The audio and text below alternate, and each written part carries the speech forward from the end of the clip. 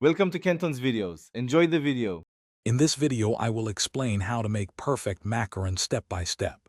First, gather all your ingredients with precision.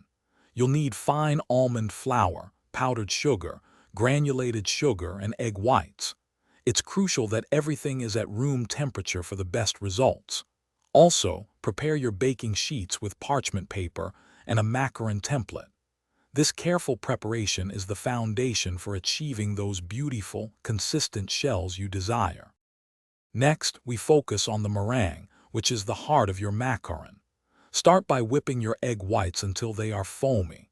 Gradually add your granulated sugar, continuing to whip until you achieve stiff, glossy peaks. These peaks should hold their shape firmly when you lift the whisk. Getting the meringue just right is absolutely critical. It provides the structure and airiness needed for those iconic macaron feet.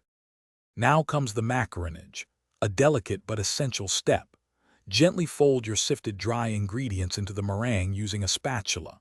The goal is to deflate the meringue just enough to create a smooth, flowing batter. Continue folding until the mixture flows like slow-moving lava, forming a continuous ribbon when dropped from your spatula.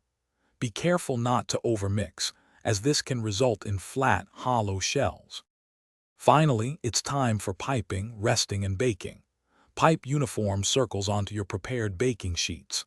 Then, tap the trays firmly on your counter a few times to release any trapped air bubbles. Let them rest for 30 to 60 minutes until a skin forms. Bake at a low temperature, around 300 degrees Fahrenheit, until those characteristic feet appear and the shells are firm. Enjoy your beautiful homemade macarons. Thanks for watching. Consider subscribing if we helped you.